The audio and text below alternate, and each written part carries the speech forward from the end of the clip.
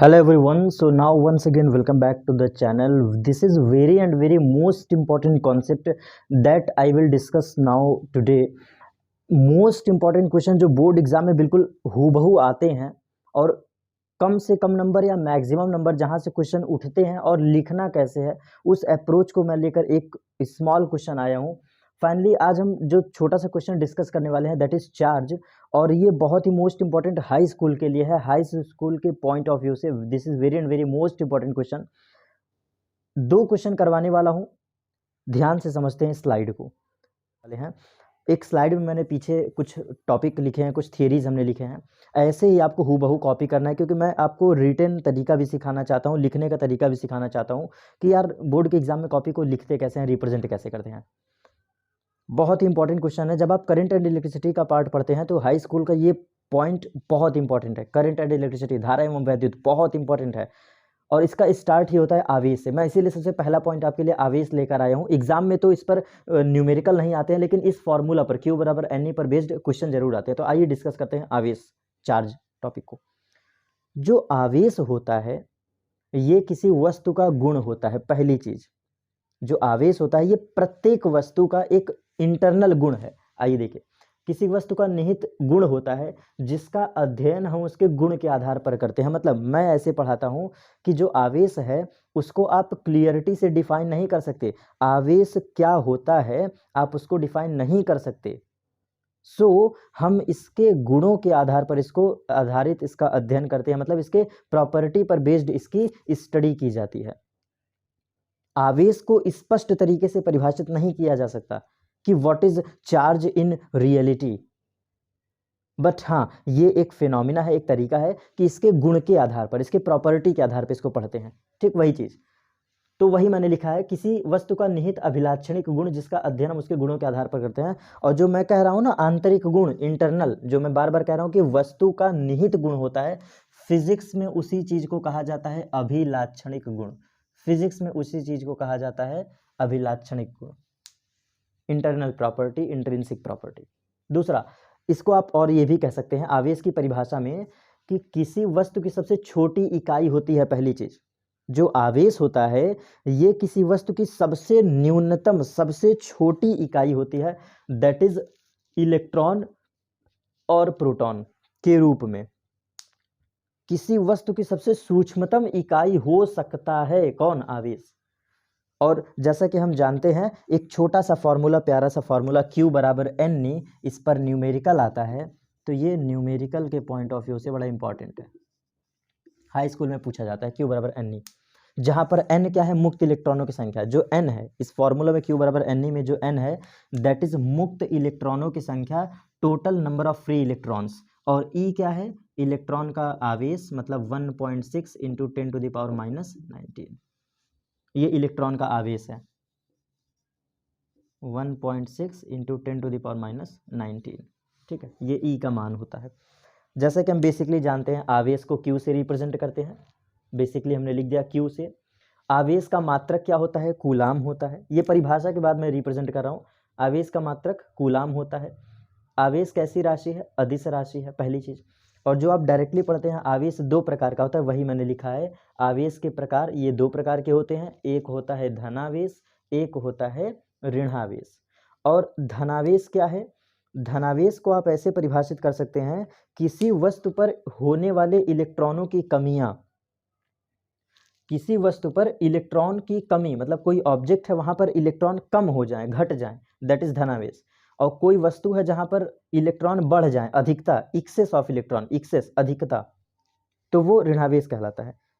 ये basic definition में लिखने का अप्रोच समझा रहा हूँ कि ऐसे ही आपको एग्जाम में लिखना है। पहले डेफिनेशन, फिर उसको किससे रिप्रेजेंट करते हैं? Q बराबर NE, मात्रक कूलाम, अदिश राशि, आवेश दो प्रकार के होते हैं। अब इसके गुणों का अध्ययन करते हैं, जो इसके विशेष गुण है। लेकिन पहले ये दो पॉइंट थोड़ा और क्लियर कर लें। दो पॉइंट है, धनावेश कब होता है, ऋणावेश कब होता है। उम्मीद करता हूँ ये डेफिनेशन थोड़ा सा क्लियर हो गया होगा, क्योंकि फैक्चुअल बातें हैं, रट्टाफिकेशन, इसलिए याद करिएगा।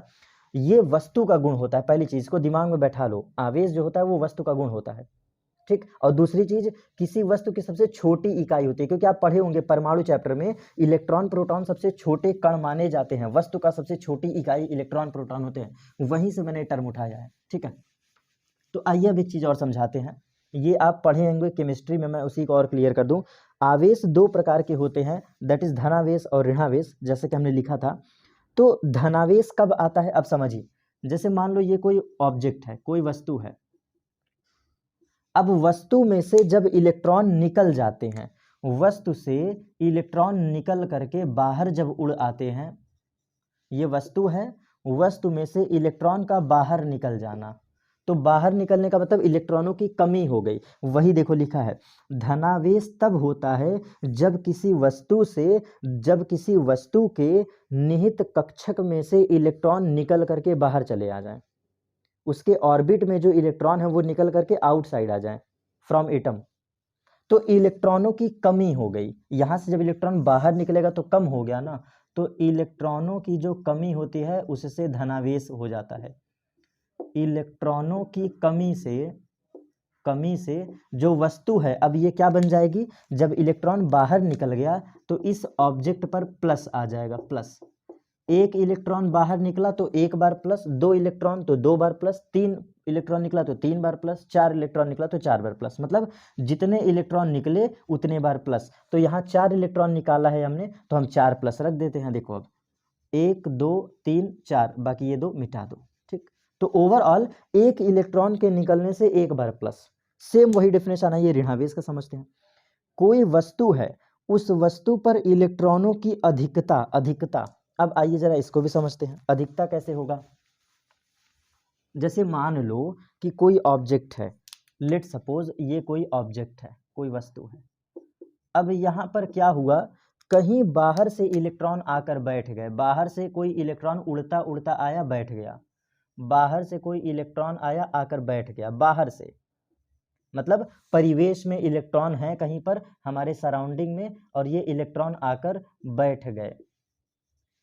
तो जब बाहर से इलेक्ट्रॉन आके वस्तु पर बैठ गया तो जाहिर सी बात है कि इलेक्ट्रॉन बैठ गए, अधिकता हो गया, अधिक इलेक्ट्रॉन बैठ गए ना, तो इलेक्ट्रॉनों की अधिकता से इस पे क्या आ जाएगा, निगेटिव। अब देखो एक दो तीन चार पाँच, पाँच इलेक्ट्रॉन आके बैठे हैं, मतलब एक बार माइनस, दो बार माइनस, तीन बार माइनस, चार बार माइनस, पांच बार माइनस। किसी वस्तु पर इलेक्ट्रॉनों की अधिकता, excess of electron is negative and removing of electron this is positivity. कमी, इलेक्ट्रॉनों में कमी धनावेश, इलेक्ट्रॉनों में अधिकता ऋणावेश। डेफिनेशन क्लियर, केमिस्ट्री में इतना पढ़े होंगे, बहुत हार्ड नहीं है। आवेश दो प्रकार के होते हैं, धनावेश ऋणावेश। अब जो मैं बोलने जा रहा हूं ये बहुत रेयरली बच्चा लिखेगा, इसलिए इस बात को याद रखिएगा, जो हमारे राइट साइड है। आवेश जो है उसका विशेष गुण क्या है, स्पेसिफिक प्रॉपर्टी क्या है, आइए समझते हैं। जो लिखा था हमने कि किसी वस्तु का अभिलाक्षणिक गुण होता है, इसके गुणों के आधार पर हम इसका अध्ययन करते हैं, तो वो गुण क्या है, आइए गुणों को समझते हैं। जो आवेश होता है वो आकर्षण या प्रतिकर्षण का बल लगाता है, जिसे हम वैद्युत बल कहते हैं। जो आवेश होता है इसका ये गुण है कि ये या तो आकर्षण का बल लगाएगा या तो प्रतिकर्षण का, अट्रैक्शन फोर्स और रिपल्सन फोर्स। तो ये नेचर है, इलेक्ट्रिकल फोर्स। आवेश जहां भी होगा ये बल प्रदर्शित करेगा, बिल्कुल फिक्स है। आवेश कहीं पर भी होगा, चाहे धन आवेश हो चाहे ऋण आवेश हो, ये बल प्रदर्शित करेगा। कैसा बल, या तो आकर्षण या तो प्रतिकर्षण। दूसरा, जहां पर आवेश होगा इसके आसपास का सराउंडिंग एक विशेष क्षेत्र क्रिएट करता है। आवेश अगर है कहीं पर, चाहे धन आवेश चाहे ऋण आवेश, तो ये एक विशेष प्रकार का क्षेत्र क्रिएट करेगा, specific surrounding, that is known as वैद्युत क्षेत्र। आवेश के आसपास का क्षेत्र वैद्युत क्षेत्र कहलाता है। आवेश के आसपास का क्षेत्र विद्युत क्षेत्र कहलाता है। आइए देखिए समझ लें इसको भी। आवेश के आसपास का क्षेत्र विद्युत क्षेत्र कहलाता है। जैसे अगर ये प्लस है तो इसका एक स्पेसिफिक सराउंडिंग होगा कुछ ऐसा, ये वैद्युत क्षेत्र है, ठीक। ये एक विशेष प्रकार का क्षेत्र है, विशेष प्रकार का मतलब ये मैं प्लॉट कर रहा हूं, ये एक स्पेसिफिक एरिया है around a positive charge. Same as it is, अगर कहीं पर निगेटिव चार्ज है तो निगेटिव पर इलेक्ट्रिक फील्ड ऐसे होता है, ये जो मैं प्लॉट कर रहा हूं लाइन, ठीक है, ये निगेटिव चार्ज। तो ये एक विशेष प्रकार का क्षेत्र है, ये एक विशेष प्रकार का क्षेत्र है। आवेश के आसपास का क्षेत्र एक विशेष प्रकार का क्षेत्र होता है, एक अलग प्रकार का सराउंडिंग होता है जिसको हम वैद्युत क्षेत्र कहते हैं। ये कैसा क्षेत्र है? वैद्युत क्षेत्र। आवेश के आसपास का क्षेत्र वैद्युत क्षेत्र कहलाता है। और बाकी इसका डिटेल स्टडी हम क्लास 12th में करते हैं, ये 10th के पॉइंट ऑफ व्यू से है, लेकिन विद्युत क्षेत्र ये सब ना डिटेल वे में हम 12th में स्टडी करते हैं। आइए, जब कोई वस्तु आवेशित होती है ना तो उसके अंदर हल्की वस्तुओं को खींचने का गुण आता है। ये भी बड़ा एक विशेष प्रकार का गुण है, आपको समझाता हूँ ये क्या है। आवेश जो है ये गुण है, हल्की चीज को खींच लेगा। अब देखो कैसे, एक पटरी लो, घर में बचपन में किए होगे, पटरी लो, पटरी को बाल पे खूब रगड़ो, ऐसे खूब प्लास्टिक की पटरी लो, खूब इस पे रगड़ो ऐसे, और जब रगड़ोगे और कागज के पास ले जाओगे तो कागज चिपक जाता है। ऐसे रगड़ो और कागज के पास ले जाओ तो कागज अट्रैक्ट हो जाता है, चिपक जाता है। तो वही ये लिखा है, आवेश के अंदर ये गुण होता है कि हल्की वस्तु को खींच लेता है। हल्की वस्तु मतलब कांच हो गया, तिनका हो गया, बहुत हल्का, डस्ट पार्टिकल, धूल के कण, बहुत हल्का खींच लेता है। ठीक है, तो यही लिखा हुआ है। आवेश के अंदर एक विशेष प्रकार का गुण ये भी है कि अगर कोई वस्तु आवेशित है तो वो हल्की चीज को खींच लेगा। बेटा ये जो मैं पॉइंट लिखा हूं ना, very and very most important, 100% इसको रट लो, लिख के आना एग्जाम में 100%। ये बहुत इंपॉर्टेंट क्वेश्चन है, ऐसे किताबों में मिलेगा ही नहीं, पहली बात तो बहुत सही वे में लिखा हूँ, लॉजिकल वे में। ठीक, अब इसके बाद देखो मैंने लिखा है विशेष गुण। ये सब गुण ही हैं, लेकिन जो लड़का कभी एग्जाम में नहीं लिखता है इसलिए मैंने लिखा है विशेष गुण। ये पॉइंट कोई भी बच्चा क्लास 10th में कभी नहीं लिखेगा, क्योंकि ये क्लास 12th में पढ़ाया जाता है। ये जो मैं 3 पॉइंट लिखा हूँ ये क्लास 12th में पढ़ाया जाता है, तो 10 का बच्चा जल्दी लिखेगा ही नहीं, बहुत रेयरली, 1-2 को छोड़ दो, रेयरली, क्योंकि क्लास 12th की किताब से हमने उठाया है। क्या है वो विशेष गुण, रट लो इसको भी। आवेश संरक्षित रहता है, आवेश स्थानांतरित होता है, और आवेश को उत्पन्न करने वाला कारक विद्युत है। मतलब जरा पढ़ो, आवेश ही वैद्युत को उत्पन्न करता है।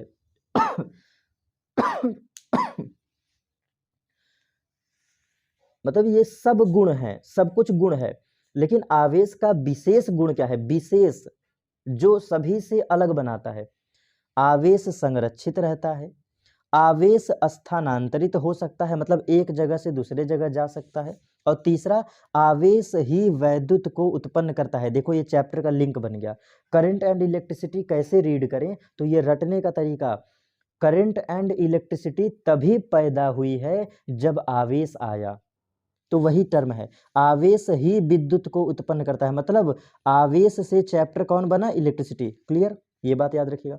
दूसरा ये डेफिनेशन है, ये आप पढ़ेंगे अलग से, लिख देंगे तो अच्छी बात है। ये डेफिनेशन है, परिभाषा रटते हो ना तो ये डेफिनेशन है। आपसे अगर कभी पूछा जाए कि घर्षण विद्युत किसे कहते हैं, फ्रिक्शनल इलेक्ट्रिसिटी किसे कहते हैं, तो इसको पढ़ लो। दो वस्तुओं को परस्पर रगड़ने से जो उत्पन्न आवेश होता है उसको घर्षण वैद्युत कहते हैं। ये आपके बेसिक के लिए है, ये बेसिक पॉइंट ऑफ व्यू है। भूल जाते हैं तो कोई दिक्कत नहीं है, लेकिन मैंने एक्स्ट्रा पढ़ा दिया। दो ऑब्जेक्ट लो, एक प्लास्टिक लो, एक कांच लो। जैसे मेरे पास 2 मार्कर है, चलेगा, कोई दिक्कत नहीं है। मैंने 2 मार्कर लिया, इसको खूब रगड़ा देर तक, खूब ऐसे रगड़ा देर तक, देखो मैं रगड़ भी रहा हूँ, ठीक, खूब देर तक रगड़े तो ये क्या हो गया, आवेशित हो गया। वही लिखा है, दो वस्तुओं को परस्पर रगड़ने से उत्पन्न आवेश क्या कहलाता है, घर्षण विद्युत कहलाता है। क्लियर यहाँ तक पॉइंट। और अगर आपको और एक्स्ट्रा ऑर्डिनरी वाली स्टडी चाहिए तो मैं एक बात और बता देता हूँ कि जो मैंने लिखा था, आवेश स्थानांतरित होता है, लास्ट पॉइंट पढ़ा दे, बस इतना ही आपको ऐसे ही लिखना है। मान लो ये कोई वस्तु ए है, ये कोई वस्तु बी है, तो अगर आवेश जो होगा ना वो स्थानांतरित कैसे होगा, या तो आवेश ए से बी जाएगा या तो बी से ए जाएगा। मतलब इलेक्ट्रॉन उड़ता हुआ यहाँ चला जाएगा या फिर इलेक्ट्रॉन उड़ता हुआ बी से ए की ओर। ठीक है, जो हमारा आवेश है वो या तो ए से बी मूव करेगा या तो बी टू ए मूव करेगा। अब होता क्या है कि आवेश जो होता है वो हमेशा उच्च विभव से निम्न विभव की तरफ जाता है। आवेशों का जो स्थानांतरण होता है वो उच्च विभव से निम्न विभव की तरफ जाता है, high potential to lower potential. ठीक है, ये सब क्लास 12th में पढ़ेंगे, अभी उतनी आवश्यकता नहीं है, डिमांड नहीं है। लेकिन जैसे जैसे मैंने पॉइंट ऑफ व्यू लिखा था, कोई दिक्कत तो जो भी हमने पॉइंट पढ़ा था वैसे ही आपको लिख देना है, ठीक है। आवेश का स्थानांतरण हमेशा उच्च विभव से निम्न विभव की तरफ होता है, high potential to lower potential, ये फिक्स है बिल्कुल, ठीक है। और वो आवेश की मर्जी है, वो ए से बी जाए, बी से ए जाए, वो उसकी मर्जी है, उसकी सेल्फ की मर्जी है, उसमें हम कुछ कोरिलेट नहीं कर सकते। यहाँ तक पॉइंट क्लियर। अब जितना पॉइंट मैंने जैसे लिखा था ना, जो आपको स्टार्टिंग में स्लाइड दिख रही थी, बिल्कुल वीडियो के स्टार्ट में जाओ, जो स्लाइड दिख रही थी, इतनी बातें आपको आवेश में लिखना रहेगा, याद कर लीजिए 100% श्योर, ठीक। ये छोटा सा पॉइंट ड्यू टू आपको कुछ आवाज़ सुनाई दे रही होगी वीडियो में, बैकग्राउंड वॉइस है, तो मुझे क्लास अपनी रोकना पड़ रहा है, ठीक है। तो एक क्वेश्चन जो मैंने पढ़ाया है इसको याद रखिएगा। नेक्स्ट क्लास में धारा और प्रतिरोध पर बनाऊंगा। मिलते हैं बच्चों नेक्स्ट क्लास।